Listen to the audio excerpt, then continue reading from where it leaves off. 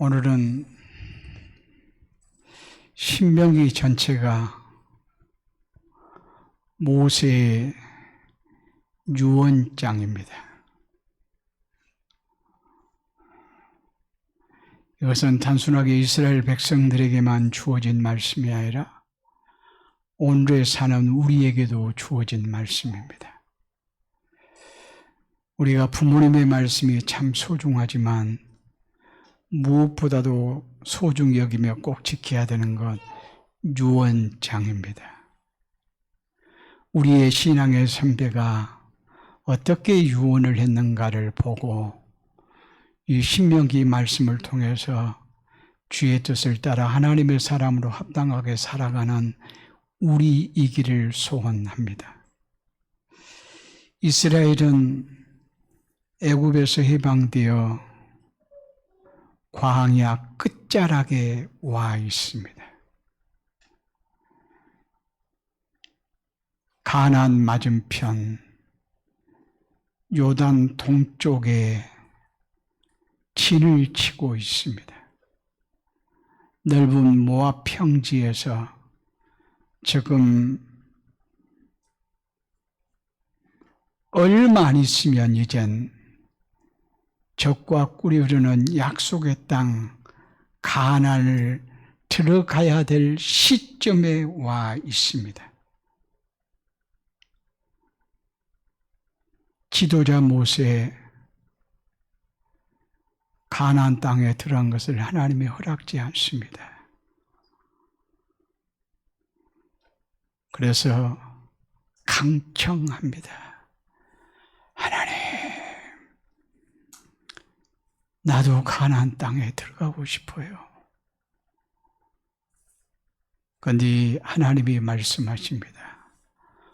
모세야, 이제 그만하거라. 이제 다시는 말하지 마. 얼마나 힘들고 어려웠겠어요. 그러나 어렵고 힘들었다 성경에는 말씀하지 않습니다. 하나님이 말씀하시니 그대로 받습니다. 그리고 이스라엘 백성들에게 마음껏 축복합니다. 어찌 보면 자기가 인도했던 이 백성들이 원망하고 불평하고 힘들게 함으로 말미암아 자신도 좀 실수했던 건데 내가 너희들 때문에 가나안 땅에 못 들어간다 내쳐버리고 싶은 마음이 들 수도 있지만 모세는 전혀 그러지 않습니다.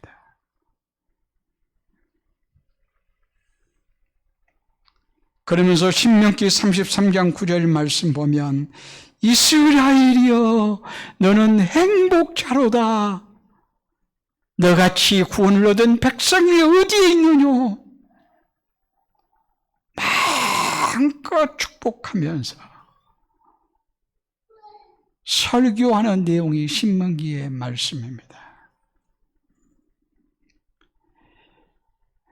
출애굽 제1세대 그러니까 애굽 땅 종되었던 곳에서 해방받은 그들은 원망하다가 광야에서 다 죽었습니다. 이젠 가나안 땅에 들어갈 자가 누군가 출애굽 2세대입니다. 2세대들인 이들에게 모세는 유언적인 선포를 하고 있습니다. 그래서 1장 마지막 절, 마지막 1절 마지막 부분에 보면 모세가 이스라엘 무리에게 선포한 말씀이니라. 모압 평지에서 모세가 이스라엘 무리들에게 선포한 말씀이니라.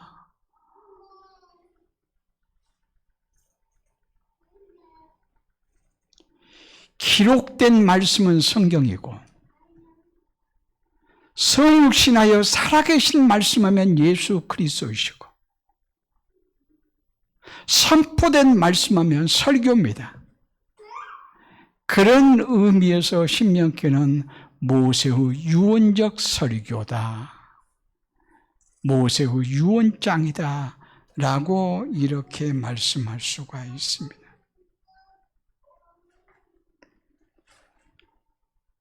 그런데 신명기는 새롭다기보다도 출애굽기, 민수기에서 있었던 일들을 거듭거듭 지금 되풀이해서 말씀하고 있어요.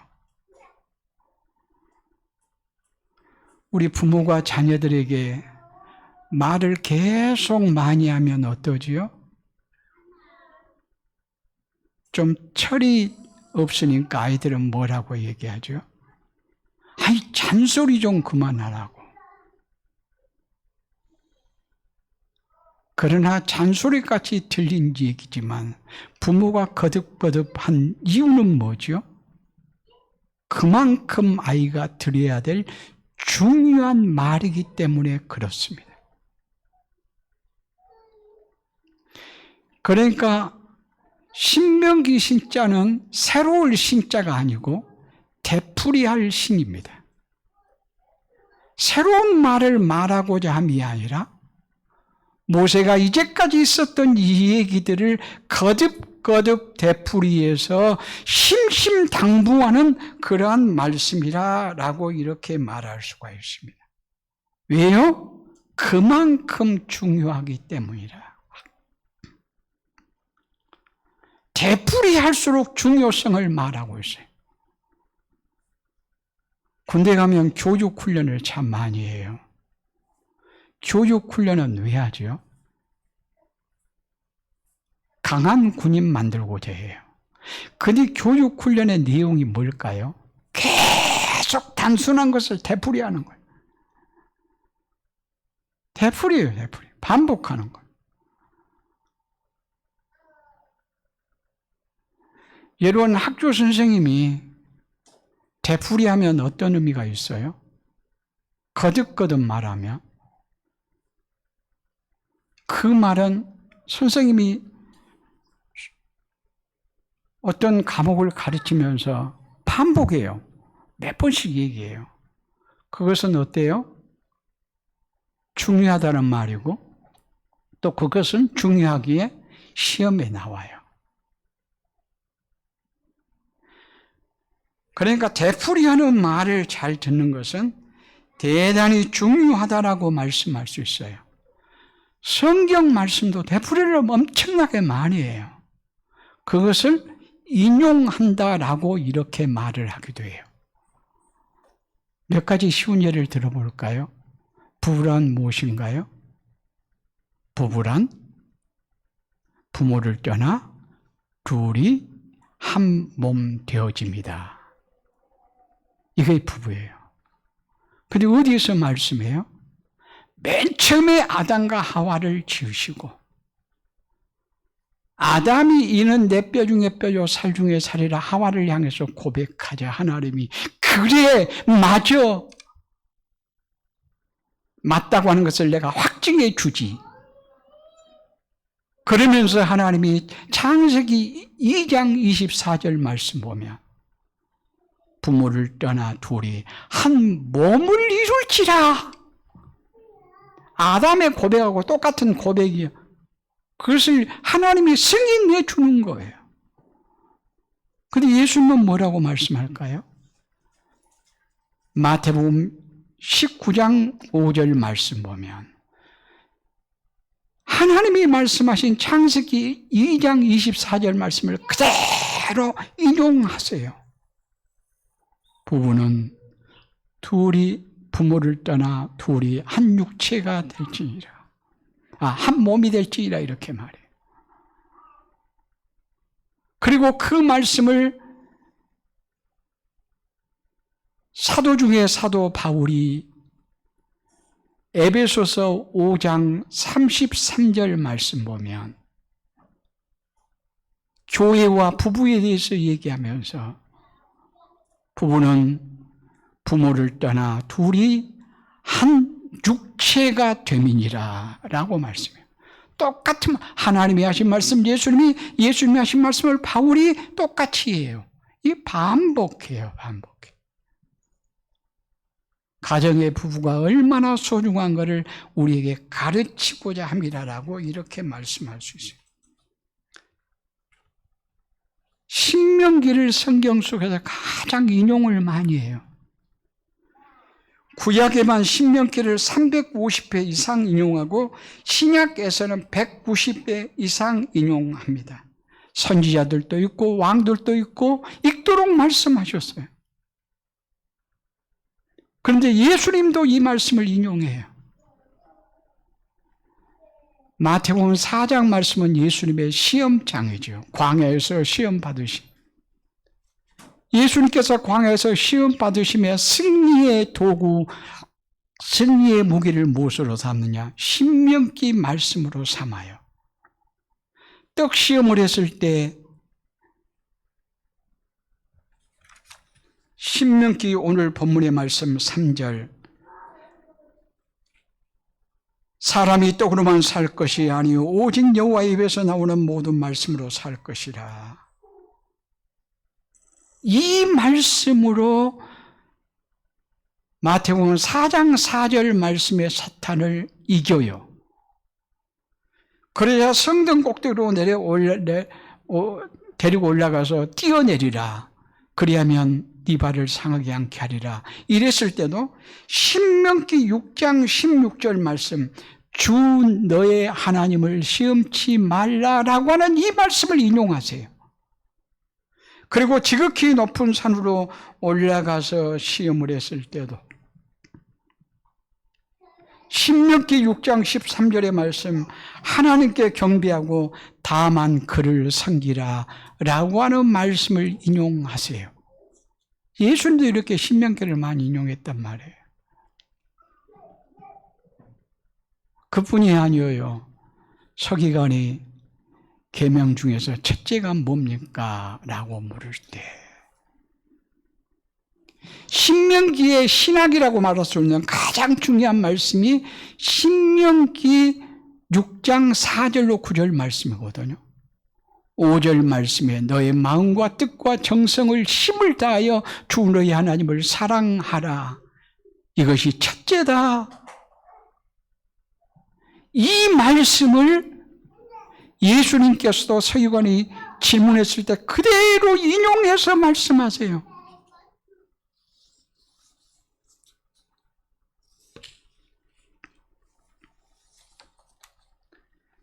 신명기의 핵심은, 가장 중요한 말씀은 하나로 딱 요약하면 쇠마 들으라 라고 하는 이 말씀이에요. 이 핵심 구절이 좀 전에 말씀드린 신명기 6장 4절 이하의 말씀. 여호와는 유일하시다. 이 하나님을 전심전력에 사랑하거라. 하나님을 사랑하면 하나님의 말씀을 마음에 새기라. 너만 새기고 사는 것이 아니라 자자손손들에게 계속해서 이 말씀으로 양육하라, 이 말씀이에요.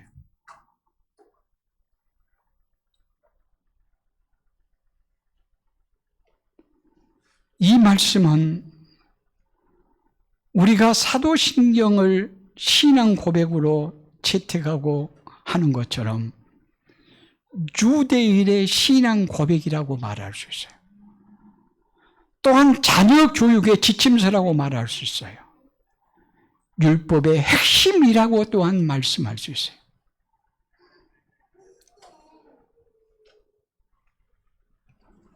그만큼 말씀을 계속해서 읽고 듣고 묵상하고 계속해서 반복하라고 주님은 말씀하세요. 그러면서 신명기서의 구체적인 내용은 무엇일까요? 구체적인 내용은 뭐냐?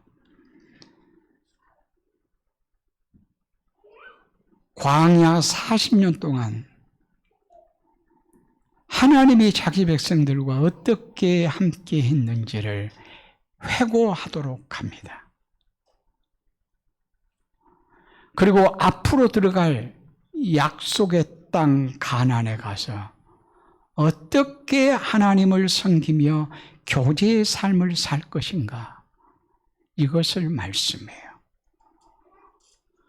그러니까 지금 광야 생활 마무리에서 이제까지 40년을 해고하는 것도 굉장히 중요하게 어필되고 있고, 또한 가나안 땅에, 새로운 가나안 땅에 들어가서 새 백성으로 살 것인데 이들이 어떻게 살아야 될 것인가를 지침서로서 말씀해 주고 있다, 그런 말씀이에요.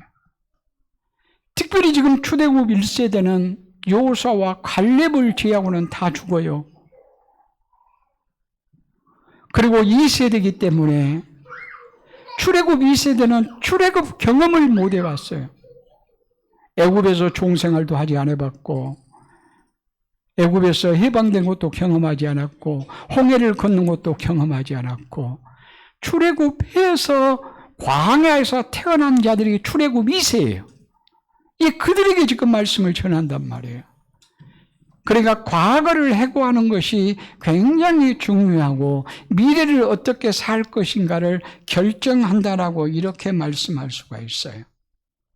오늘 3절 말씀에 네 하나님 여호와께서 이 40년 동안의 너로 광야의 길을 걷게 하신 것을 기억하라, 회고하라, 그러한 말씀이에요. 광야 40년을 해고하면 어떤가요? 1장 29절부터 32절에 말씀한 대로 하나님이 불기둥과 구름기둥으로 인도하심으로 하나님이 앞서 행하셨구나.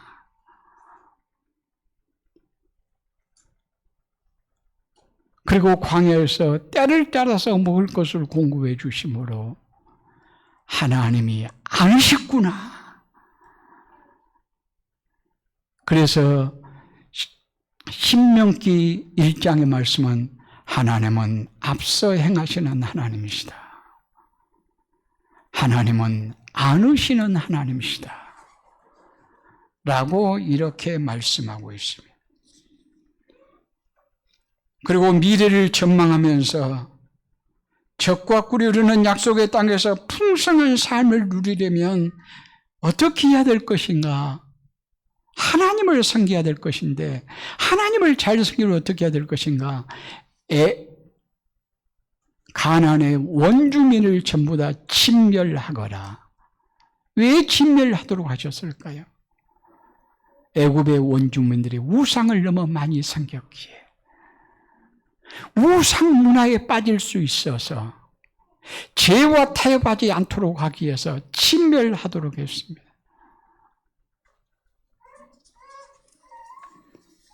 이것이 미래를 향한 하나님의 명령이라고 말씀할 수 있습니다.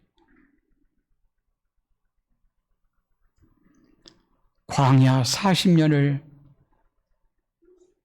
이들이 해고한다면 한마디로 무엇일까요? 은혜예요, 은혜. 은혜 아닌 것이 없어요. 왜요? 광야, 사람이 살 수 없는 곳. 이곳에서 살아났다고 하는 사실 하나만 생각해도 은혜다. 은혜다. 어디 네 하나님 여호와께서 네게 광야길을 걷게 하신 것을 기억하라. 스스로 광야를 걷고 싶어 해서 걷는 것이 아니라 하나님이 걷게 하셨다라고 말씀해요. 하나님이 광야길을 걷게 하셨다.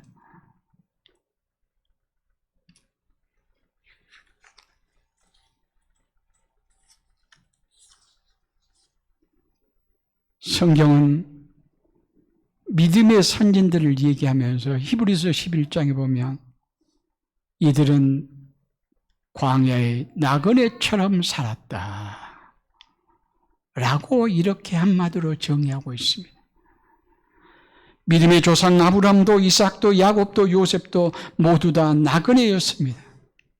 그러하면 사도들도 모두 다 나그네였습니다. 그래서 사도 베드로는 베드로전서 2장 11절에 이렇게 말씀해요. 사랑하는 자들아, 거류인과 나그네 같은 너희를 권하노니 영혼을 거스려 싸우는 육체의 정욕을 제어하라. 거류민과 나그네 같은 자라라고 이렇게 말씀해요. 그런데 많은 사람들은 예수를 믿는 것은 광야를 피하기 위한 도피 수단으로 생각하는 경향이 많아요. 성경은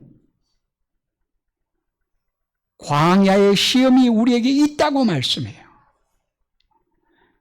우리의 주가 되신 예수님도 사역하시면서 광야의 시험을 받으셨듯이 광야의 시험이 있다고 말하는데 이것은 영적 전투예요. 이 시험은 영적 전투. 영적 전투에서 승리해 가야 될 거예요.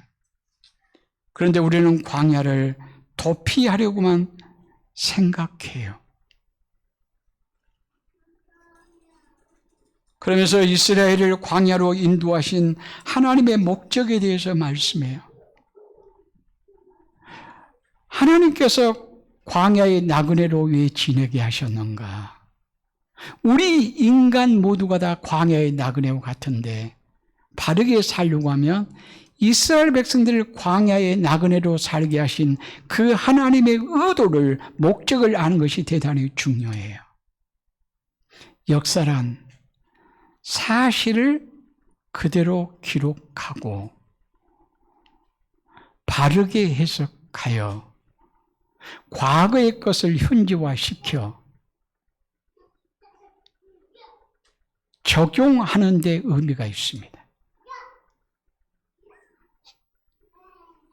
사실을 사실로 기록 안 해도 문제고, 기록은 잘했는데 해석을 엉뚱하게 해도 문제고,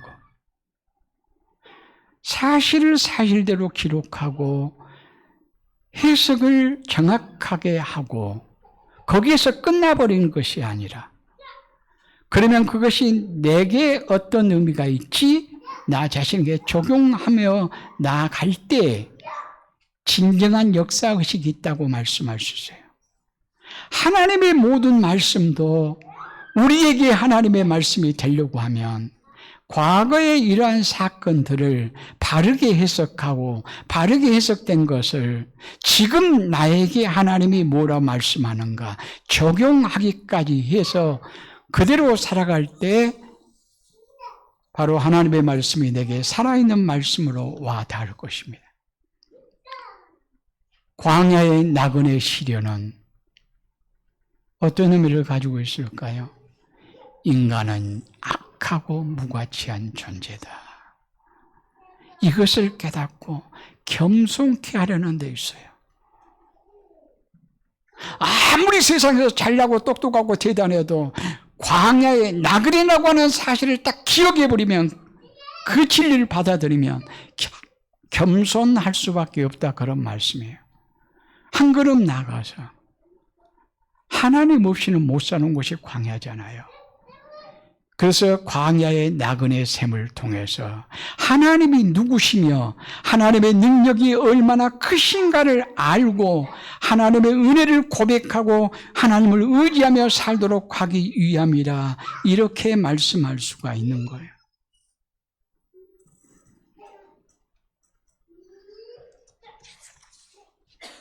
나가서 2절 하반절 말씀 보면 그 명령을 지키는지 지키지 않는지 알려 하심이라 라고 이렇게 말씀하고 있잖아요. 순종하도록 하기 위해서 강야가 필요했다, 그런 말씀이에요. 이스라엘이 가나안 정복을 하는 승리보다 더 소중한 것이 순종이에요. 승리는 순종의 열매예요. 우리가 어떤 삶을 살아도 승리했다, 성공했다, 이것은 하나님의 뜻을 알고 순종했다고 하는 결과이어야 될 것이라 라고 하는 이런 말씀이에요. 이 이후에 어떤 일이 벌어지죠? 요단강을 건너요. 그리고 길갈에서 할례를 받아요. 그리고 여리고성을 정복해요. 이런 일련의 한 사건을 한번 생각해 봐요. 순종 없이는 승리할 수가 없어요. 답이 없어요.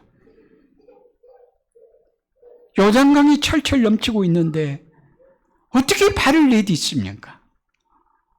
하나님이 홍해는 갈라놓고 건너게 하셨지만 요단강은 갈라놓고 건너게 하신 것이 아니라 제사장으로 하여금 언약궤를 메고 발을 내디디라고 해요.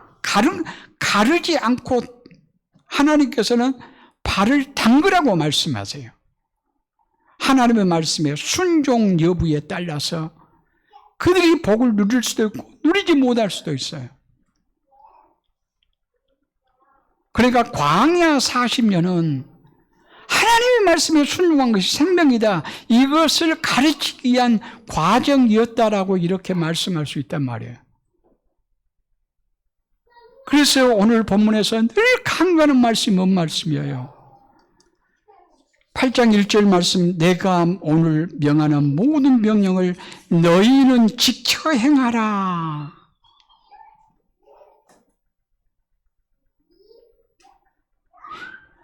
여호와의 말씀에 순종이 생명이다. 이것이 되어 있을 때 요단강에 발을 내디딜 수가 있어요. 발을 내디뎌 순종함으로 기적을 경험해요. 그 다음에 건너가서 길갈에 진을 쳤는데 진을 쳤을 때 이제까지 광야에서 살았기 때문에 이들이 할례를 받게 해요. 할례를 받는 것은 전쟁에서 실패의 요인이 될 수 있어요. 그러니까 군인들은 이걸 전혀 못하게 해요. 언제 전쟁이 일어날 줄 모르잖아요.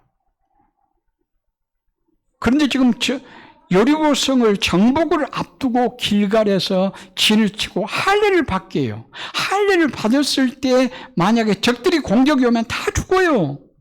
다 죽어. 이것도 하나님이 말씀하시니 순종함으로 하나님의 놀라우신 섭리를 경험하게 되었다. 그리고 여리고성을 점거하는 것도 봐봐요. 이런 전술법은 세상에 없어요.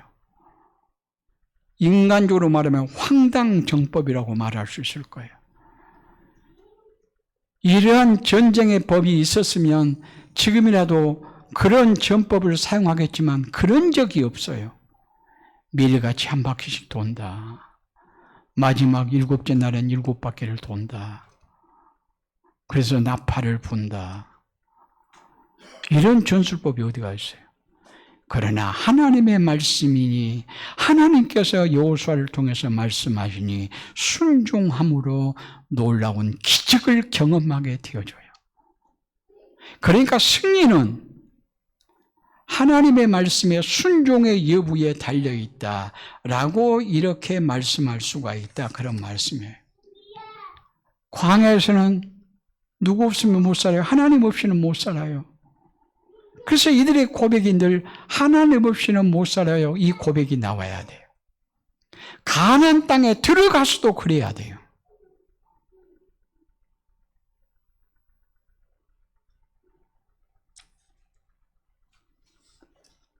그리고 광야는 마침내 그들에게 복을 주시려고 광야 생활을 하게 하셨어요. 신명기 8장 16절 말씀을 보면 이렇게 말씀하고 있어요. 네 조상들도 알지 못하던 만나를 광야에서 내게 먹이셨나니 이는 너를 낮추시며 너를 시험하사 마침내 내게 복을 주려 하심이라. 마침내 내게 복을 주시려고. 마침내 내게 복은 무엇일까요? 가난 정복의 복이어요. 이스라엘 백성들이 광야 생활 끝에 이 말씀을 하심으로 너에게는 적과 꿀이 약속의 땅 이곳 가나안이 너희에게 주어질 선물이다 라고 이렇게 말씀해요. 그 땅에는 배고픔도 아무 부족함도 없는 땅이라고 9절에 말씀해요. 결국 이 가나안은 완성될 하나님의 나라 천국을 예표하고 있어요. 천국의 그 영광을 누릴 자는 하나님의 말씀에 순종하고 살거라. 이 설교가 핵심이에요. 그러면서 마지막 절에 말씀해요. 네가 먹어서 배부르고 네 하나님 여호와께서 옥토를 네게 주셨으므로 말미암아 그를 찬송하리라. 찬송하며 살거라. 하나님의 영광을 위하며 살거라. 그러니까 오늘의 말씀의 핵심은 뭐냐? 결론은 여호와를 찬송함인데 여호와의 명령에 순종하고 사는 것이 광야 나그네 인생을 살아가는 삶의 방식이라. 이 말씀대로 우리도 살아갈 수 있기를 바랍니다. 기도하시겠습니다.